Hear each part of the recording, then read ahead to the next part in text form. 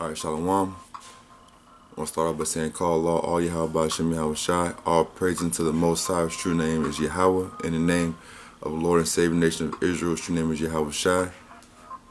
Double honors to the apostles and elders of Great Millstone who lead, teach, and rule well. And honors and salutations to you, Akim, pushing the word and truth and sincerity across the four corners. It's the brother Edified from GMS Atlanta camp. I want to pretty quickly go into I love the milk lesson on just on growing your beard, man, growing your facial hair. Because there's steps and kind of levels to growth, in the truth in this thing of ours, and knowing, coming to a realization of being awakened to the fact that you're an Israelite. That's like step one, and in that there's certain expectation that comes along with being an Israelite, and more specifically being an Israelite man. And a big part of that is growing your facial hair out, man. And I just kind of wanted to go into a few precepts and prove that and show why it's of importance to the Lord, Yahweh Hashem Yahweh Shai, that we do so. So I'm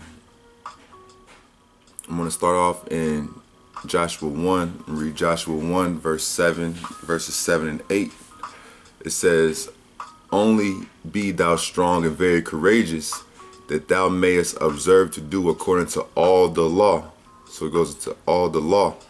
We know the laws are written in the first five books of the Old Testament, more specifically in Leviticus, which Moses my servant commanded thee, turn not from it to the right hand or to the left. So it says turn not from it to the right hand or to the left. So you can't be over righteousness. You can't be seeking over righteousness in the law and ultimately hope to be saved only according to the law. Because this is a grace period, meaning that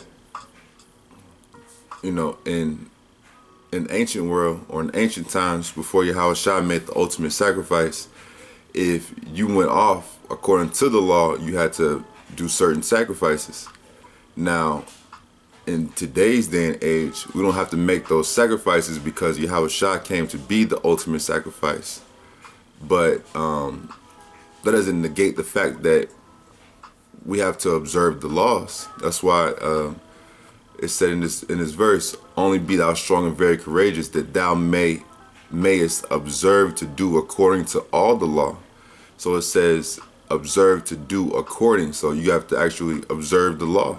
It doesn't, just because we live in a grace period, it doesn't just void and negate the fact that there are laws that we have, that we were directed by Yahweh Hashem Yahweh Shai to live up to. And it says, and according to all the law. So everything, man, everything that's written, we have obligation to the best of our ability to uphold it, to live our lives and cater our lives according to the laws, man. Turn not from it to the right hand or to the left, that thou mayest prosper whithersoever thou goest. Verse 8. And that's very important too. Knowing the times and knowing where we are, us being in captivity. It says that thou mayest prosper whithersoever thou goest. And this isn't the apostle elders of Great Millstone. They don't push so-called prosperity doctrine. And you do certain things. You pray to God or Jesus Christ, and certain things are released to you by the Lord. Like, nah, man, it's first and foremost, you want to be seeking spiritual payments, man. Fruits of the Spirit. That really is the beginning of prosperity, is in the Spirit. Because if you're not given increase in the Spirit, then it's really vanity. Any other increase you get carnally, because even if hypothetically you were given riches, the scriptures also speak about riches not being commonly for a niggard, man. So if you're ignorant and you don't live according to the way we were prescribed to by the Most High through the scriptures, then you off. Verse 8. This book of the law shall not depart out of thy mouth, but thou shalt meditate therein day and night, that thou mayest observe to do according to all that is written therein. For then thou shalt make thy way prosperous, and then thou shalt have good success. So, yeah, the Most High takes pleasure in us living according to the laws that He put forth before us.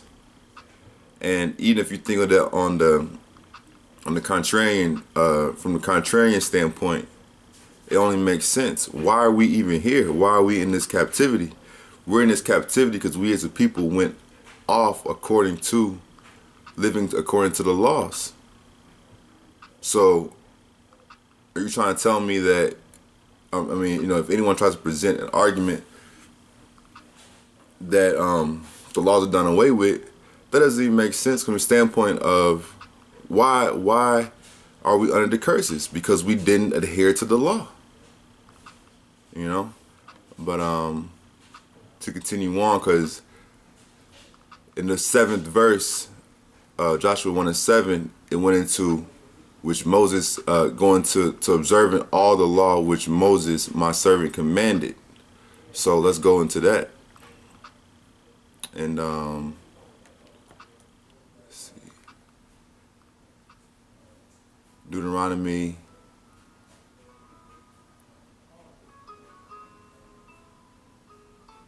Let's start in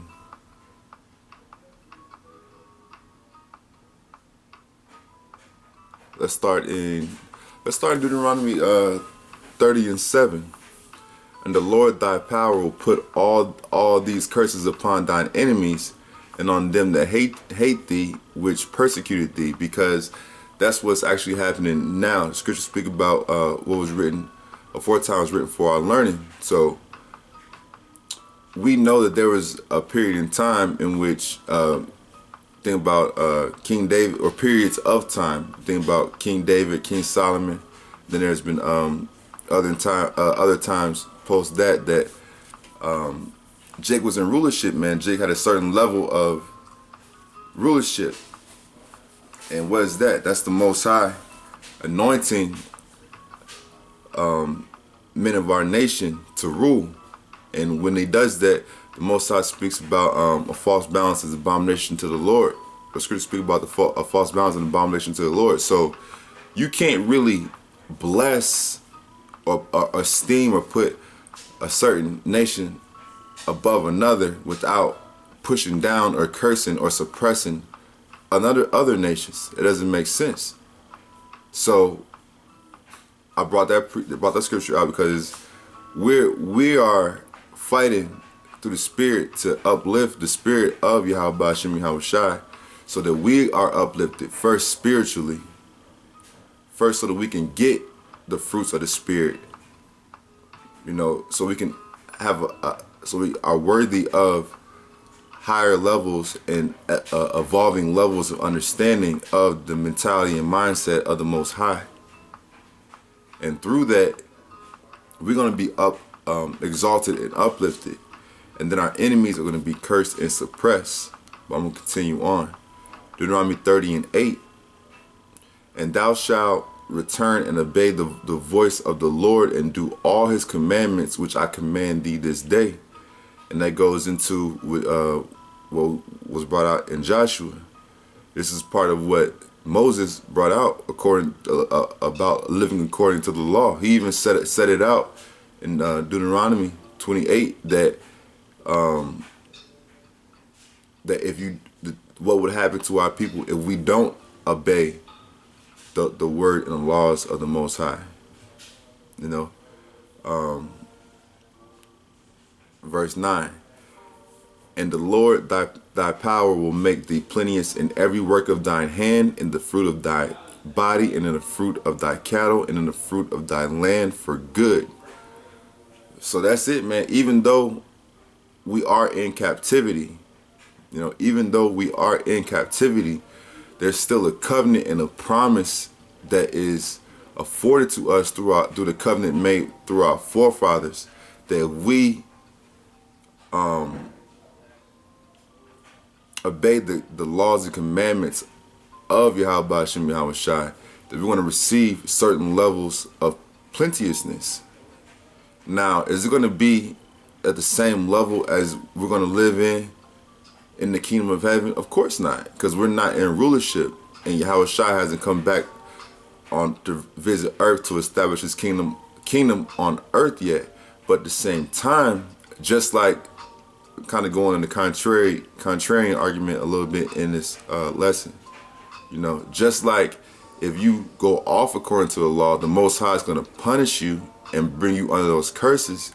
If you really are diligent in living according to the law, the Most High is going to give you certain things.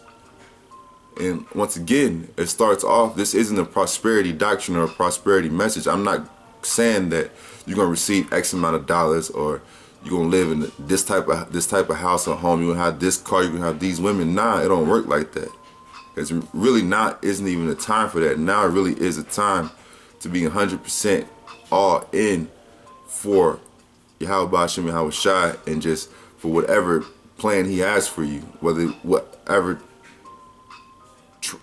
trials, tribulations, and the way he's going to try you through the Spirit and build you through the Spirit. That's really the time we in, and fully accepting and embracing that. But there's levels to understanding of what's going on and what will go on, and a part of that is, as the so-called kingdom or rulership of Esau, the so-called white man, is being brought down, what's happening? We're being tried and refined. So as his kingdom is going down, our kingdom that we are, Lord willing, that we last and endure through Yahweh Shai, we will be joint heirs in.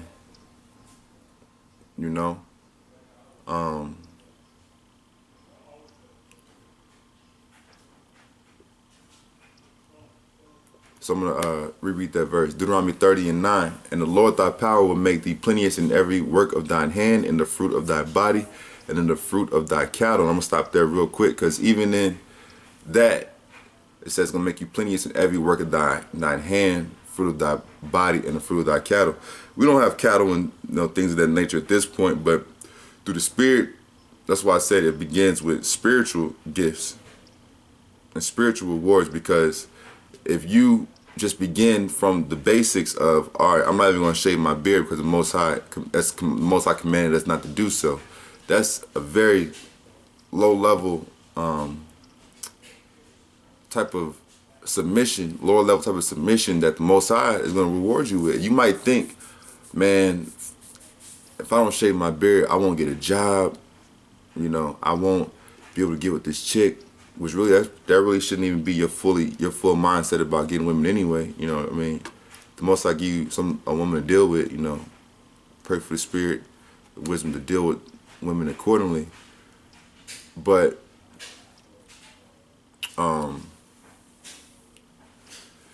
just in this, from a spiritual sense, you might, just by submitting to do something that appears to be as small as just growing your beard out, the Spirit may bless you with knowledge on how to take care of your body. You get sick, or brother gets sick, you may have, the Spirit might reveal to you how to take care of certain illnesses, how to increase your financial status, how to do certain things and maneuver in certain ways.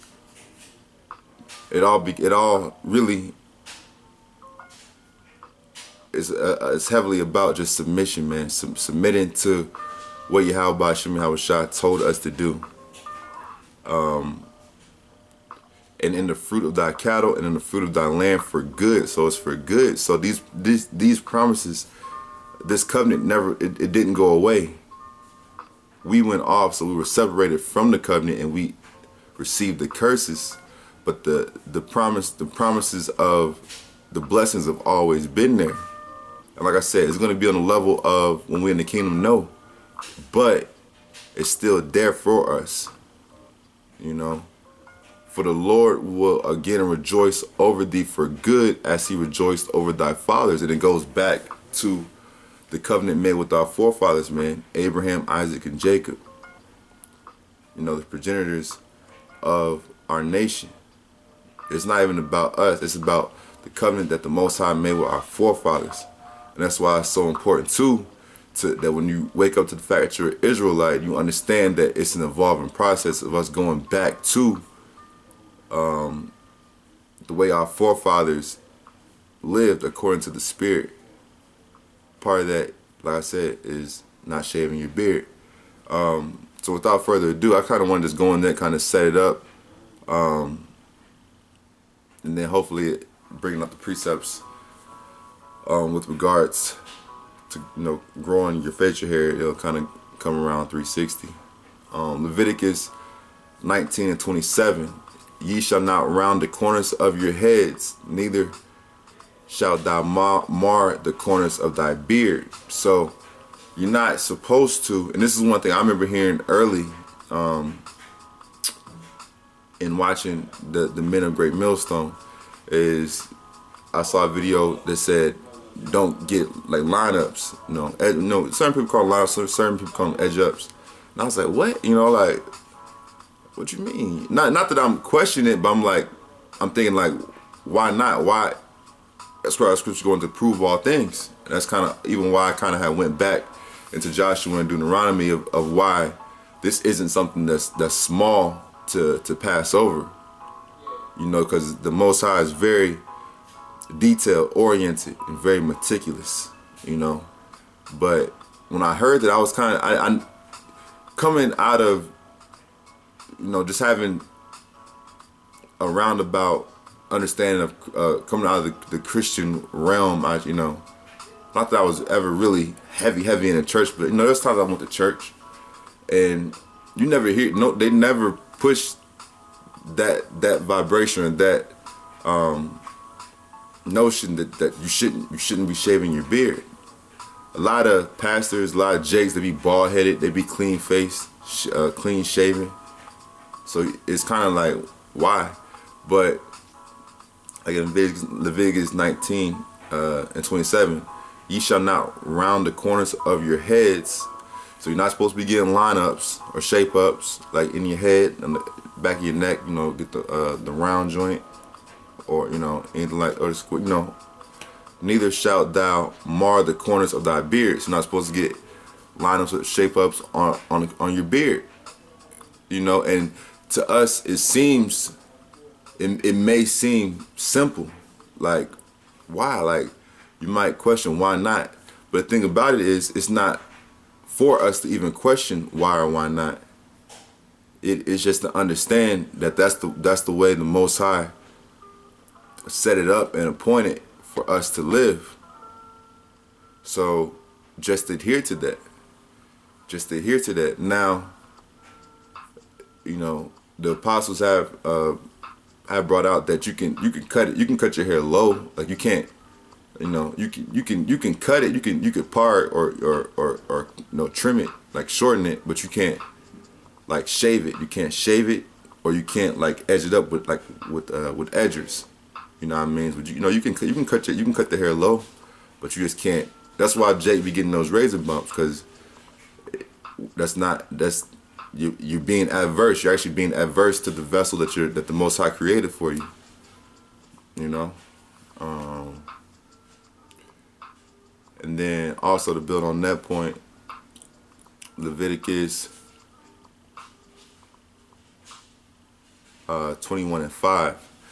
Thou shalt not make baldness upon their head, neither shall they shave off the corner of their beard, nor make any cuttings in their flesh. So once again, that's another cut to Christianity, because you have so many sects of Christians that don't speak against that, They don't speak against bald heads or, like I said, not growing your beard or your facial hair out. They don't speak against that actively. When, once again, this is a personal testimony. That's one thing that I actually learned.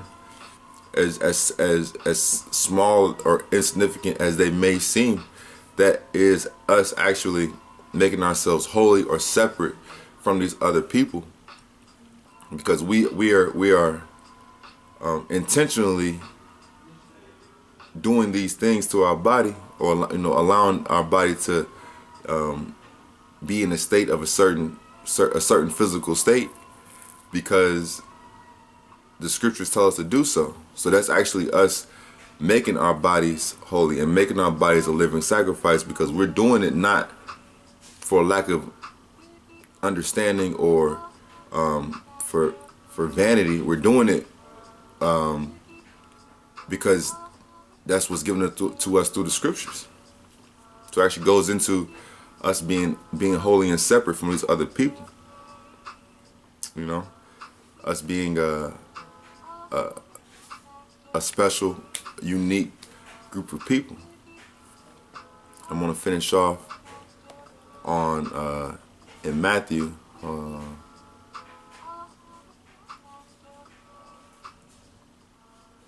gonna read that, but I'm gonna finish off here because, like I said, those especially when you first start, that's kind of one of those things that it's like, man, I don't know, man. Especially if you have like me, I have pretty much like a lot of facial hair, but then too, you have some brothers who, their beard may not be as full, might be like, patchy or just in different spots.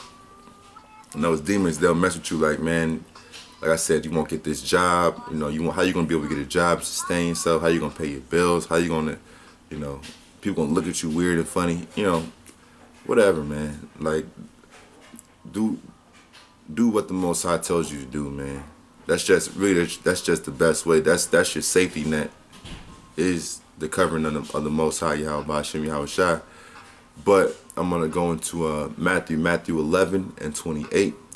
Come unto me, all ye that labor and are heavy laden, and I will give you rest.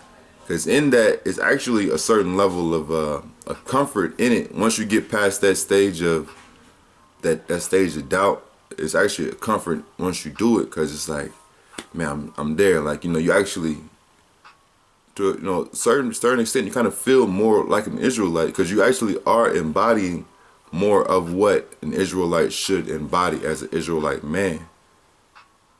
Because it's not like the scriptures don't say to not mar the corners of your head or mar the corners of your beard, and not to make bonds on your head and trim your head or anything on your head. The scriptures do say that. So if you walk according to that, you actually are becoming more of what the Most High created you to be, and there's comfort in that. Verse 29, take my yoke upon you and learn of me, for I am meek and lowly in heart, and ye shall find rest unto your souls. And really, who's the embodiment of who we're trying to be like? Yahweh Shai. So, I mean, of course, we don't have a photograph of Yahweh Shai, but when thinking critically, when Yahweh Shai walked the earth, did he not have a beard? I mean, of course he did. Of course he had a beard, because Yahweh Shai was perfect on this earth.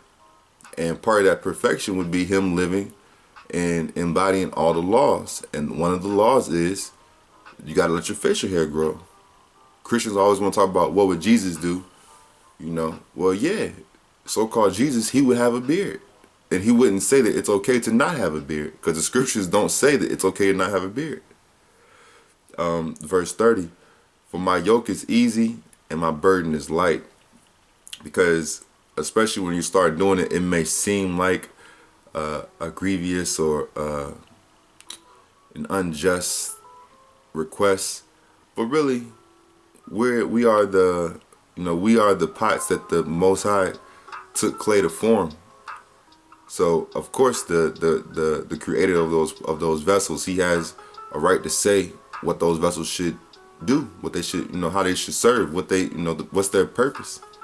So don't get lost in the sauce with that, man. Just like I said, just in wrapping up, love the milk, man. A basic thing is growing out your facial hair, growing out your beard. And one thing you'll notice too, I kind of noticed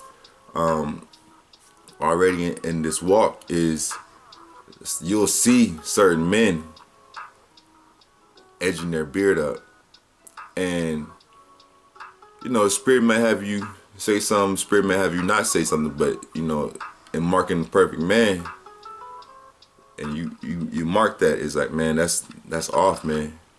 And it kind of appears to me that can be a sign that a man isn't really 100% bought in, or the man's kind of on his way out from walking in the truth of the light of the doctrine.